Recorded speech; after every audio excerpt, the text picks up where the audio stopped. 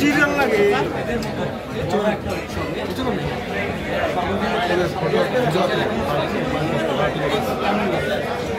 Debut তো আমার Fatima cinema ছিল বাট আমি হ্যাপি ওটা রিলিজ হয়েছে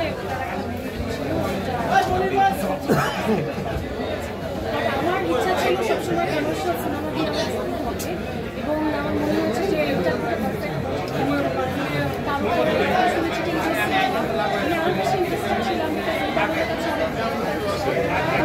সময় আমি নিজের সিনেমা করে পছন্দ করি এই জন্য আমি চেয়েছি যে এবার তাহলে আমি নিজের সিনেমা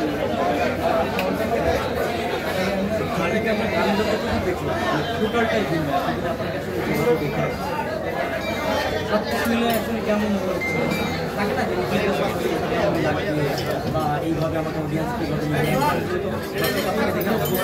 ওই জায়গাটা দেখেন এখন আপনার তো একটা যখন আপনি ইমেজ থেকে ভিন্ন একটা ইমেজে অনেকের ভালো লাগবে না আমার কাছে মনে হয়েছে যে আমি যেহেতু আর্টিস্ট সেই জায়গা থেকে আমি শিল্পের প্রতিটা ক্ষেত্রটাকে এক্সপ্লোর করেছি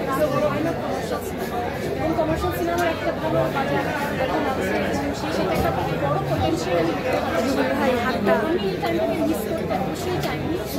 আমার অডিয়েন্স যারা দেখবে যে আমি আসলে হার্ড ওয়ার্কে ডেডিকেশন সাথে কাজ করছি and I think it's a very quality audience আমাকে রিলিজের পরে লাইভ রিঅ্যাকশনটা তখন আসলে মনে হলো যে আপনার এই যে চিন্তাটা বা সেটা হ্যাঁ আমার তো আসলে আপনার একটু মনটা নিচু হয়ে গেছে এবং প্রতিটা মানুষ ক্যামেরা কীভাবে আপনারা যখন একটা ডান্স নাম্বার করেন সেই ডান্স নাম্বারে নাচতেই না পারে এটা ডান্স নাম্বারই ডেফিনেটলি আমি আমার সর্বোচ্চ দিয়ে রেখেছি এবং আমার কাছে মনে হয়েছে যখন কেউ আমার পারফরমেন্স দেখবে তাদের ওটা দেখতেই যাতে নাচতে ইচ্ছা করে তো আমি চেষ্টা করেছি সেভাবে এবারে ঈদে কি করছেন, কোথায় থাকছেন, পরিবারের সাথে সময় দিচ্ছেন, কতটা দর্শকদের সাথে? আমার মনে হয় এবারে ঈদটা আমার ময় হতে যাচ্ছে এত কিছু নিয়ে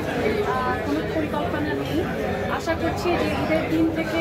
যে কয়দিন পারি নিজের ছবি তো দেখতেই, সেই সাথে বাকি যত ঈদের ছবি মুক্তি পাচ্ছে সব।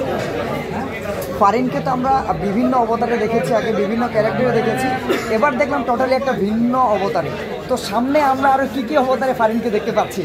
সামনের দিকে দেখতে পাচ্ছি সেটা আসলে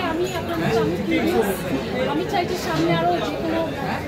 কিছু যে ক্যারেক্টারটা আমি করিনি বা যেটা আমার কাছে একটা চ্যালেঞ্জ মনে হবে, আমি বরং চ্যালেঞ্জ করতে পছন্দ করি, সেরকম চ্যালেঞ্জিং কোনো ক্যারেক্টার আমার মনে হয়। অ্যাজ অ্যান অ্যাক্টর শরীফুল রাজকে আপনি কীভাবে ব্যাখ্যা করবেন? শরীফুল রাজ একজন খুবই ডেডিকেটেড অ্যাক্টর এবং কাজে 100% দেওয়ার চেষ্টা করেন। প্রতিটা ক্যারেক্টার উনি এমনভাবে অ্যাক্টিং করে মনে হয় যে ওনার জন্যই যেসব অভিনেতারা পারে এবং স্ক্রিপ্টটা পড়ার পরে আমি মনে করছিলাম যে এই ক্যারেক্টারটা আসলে রাজবছর আজকে দিতে